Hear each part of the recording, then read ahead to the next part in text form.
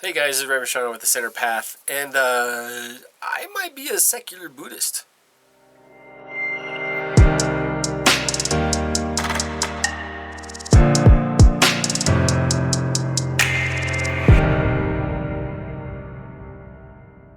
So, I've been a Buddhist minister for almost 15 years, and before that I studied with a few different masters, I guess you would call them, and I've spent time overseas at conferences and learning and little retreats and things like that, and a lot of them here in the United States. And one of the things that occurs is I'm kind of like in the Chan tradition. Okay, that's the main of my teachers. That was their main impetus. Although the temples that we were at were sometimes Theravada and Mahayana, so like strict like Taiwanese Mahayana and Chinese Mahayana, or even Japanese Zen temples, and sometimes even Theravada, like usually Sri Lankan and Burmese, some Vietnamese and some Thai, but mostly like Burmese style, and stuff like that. And there's a lot of protocol, and there's a lot of cultural stuff that's in there that doesn't translate over all the time. So you'll go to different temples and you'll go to different lineages. Now, if you go to a Tibetan style temple, really of any of the five lineages that they have, the Nyingma, the Gelug, stuff like that, there's a similarity in them. There's a lot of color. I mean, you can see up here, there's a Tonka up there that I have right up there, and that's a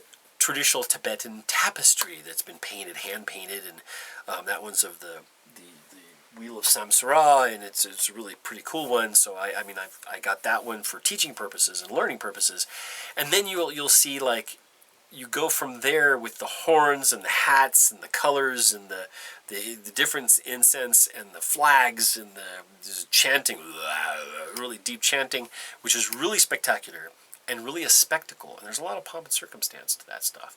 And there's a lot of very unusual, esoteric, we would call them, things that you would learn, Dzogchen, okay, and even the what's it called, the Bardo, okay, those are Bardo Todo, and you'll learn those kind of things, and that's way different than anything you get in Chan or Zen Buddhism, or in Vietnamese Buddhism, or these other types. Now Taiwanese Buddhism is different visually from Tibetan.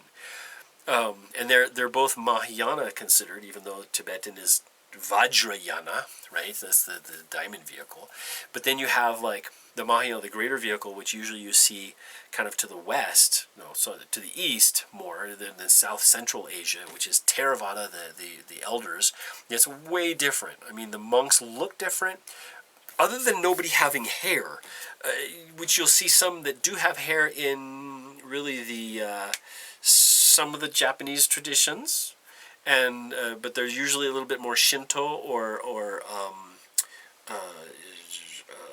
Yamabushi kind of guys, or you have like some of the yogis of Tibetan Buddhism, which is really the bone religion, and Hinduism that have combined together to form those. But usually in Buddhism we have this kind of thing. I mean, I usually keep mine a little bit longer than this. This was a kind of a, I don't know, whatever.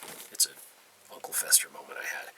But we have these haircuts, we all look the same that way, but the robes will be different. My robes are brown, some robes are saffron, some robes are orange, some robes are a nice, like, maroon color, if you're down in, like, Laos maybe, or Sri Lanka, or the forest monks, basically. Those guys. More ornate the further into China you get. Much more gold, much more red, much more flashy, much more beads, and all this kind of stuff. And you go to Japan, you're going to see mostly black. You go to Korea, mostly gray.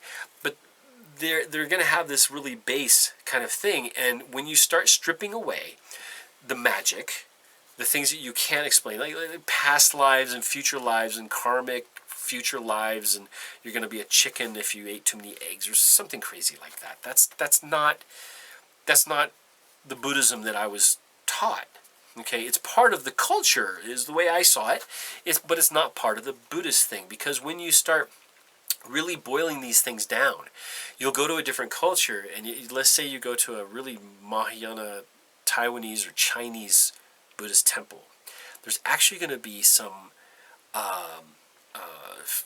future telling kind of things. There's fortune telling going on. There's some astrology going on, and that's part of the Taoism and part of the other religious ancestor worship things that have woven their way with Buddhism there.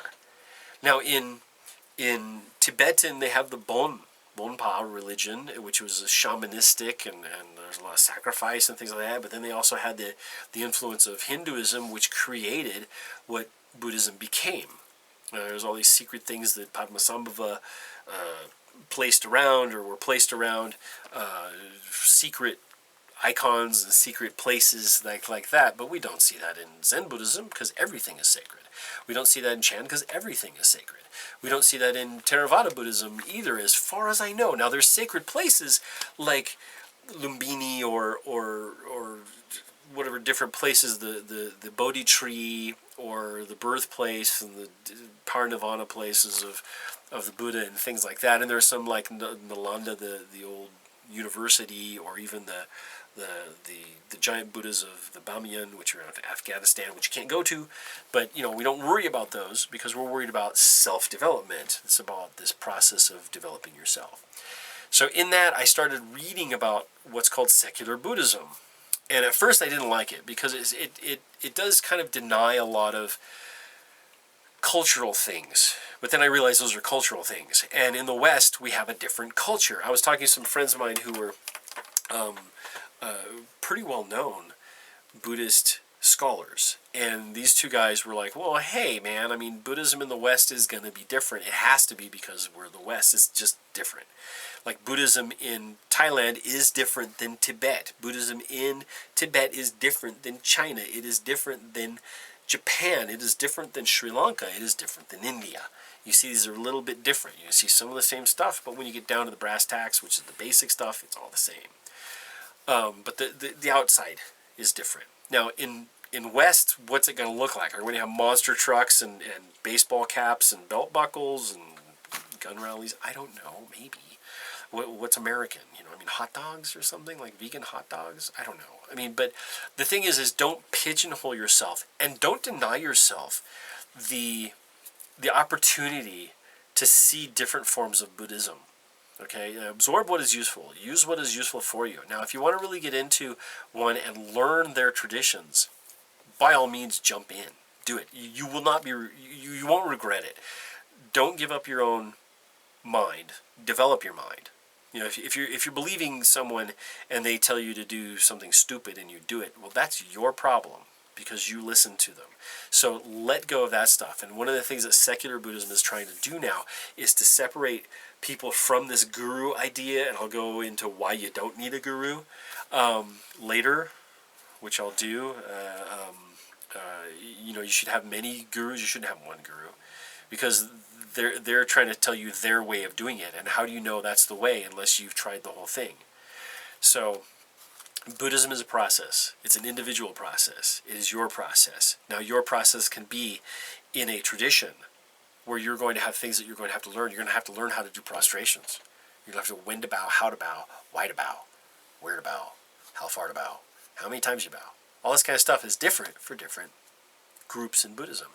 Non-secular, we have different ways of doing it. Some people have an ego trip on bowing. They don't think they should subjugate to anything. But you're not doing it for that. You're doing it for respect. But it's also a process of meditation. You're learning how to do something to do it well.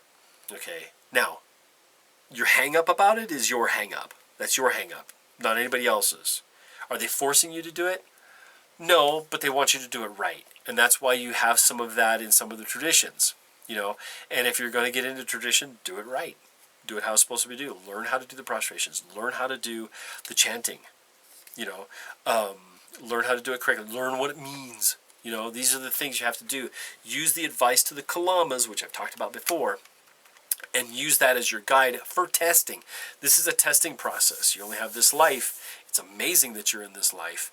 It's amazing that you have the ability to practice any of this. Now imagine the amazingness of you being alive now, where you can look everything up. You can read everything. You can read different translations of things, where you could not do that 500 years ago. 100 years ago, you really couldn't do that. You'd pick one and you'd stick with it because you couldn't find any other information. You went to Japan, you're going to learn Zen Buddhism. You're going to learn that form of Buddhism. You go to China, you're going to learn the Mahayana with ancestor worship and Ulambana and all these different things. You go to Southeast Asia, you're going to learn their type of Buddhism. Now you can look on YouTube and all these other formats and whatever and find out for yourself. Now, being attached to a guru is important, maybe, for some. Start that way is a good idea. You're going to have gurus, you're going to follow, you're going to really love them. I mean, they're really good people, in my opinion, in my experience. Now, there's some bad guys out there, and we'll talk about that. I talked about that in another video about being self-ordained. Want to go after those guys? Yeah, we should. You want to go after the ones who tell people that they get more enlightened by undressing in front of them? Yeah, we should go after them. We should go after them hardcore. And get rid of this kind of like the ones who say that drugs are okay, or the ones that say like, oh, you should have sex with me and then you'll become more highly enlightened, or you should pay this extra money to take this other class. That's not Buddhism. That's marketing. And I'm against that. I mean, I like the Buddhism. You can get it all for free. I'm telling you right now, this is free. By the way, it's free, so subscribe and hit the like button because that's free. And then, leave a comment. Have you experienced something like that? And are you a secular Buddhist? Is that what it really means? Just not following all of the dogma? Not following all of a lot of the traditions? And it's not making it up as you go along, too. That's not secular Buddhism. A lot of people, the reading that I've done on secular Buddhism is a lot of people who also started in Vajrayana, too. And they're disgruntled at the way that's set up. And that's a whole other ball of wax. You get to Zen, sometimes you see that too, especially in the West. We see a lot of problems. So that's why people are moving towards this like secular, which is like self-serve Buddhism. That's the way it should be. Live by example, learn by example. There you go. Anyway, this is Reverend Sean over at the Center Path. I'll see you guys later. You guys take care. Don't forget to subscribe and watch other videos. I got a bunch more coming. Take care.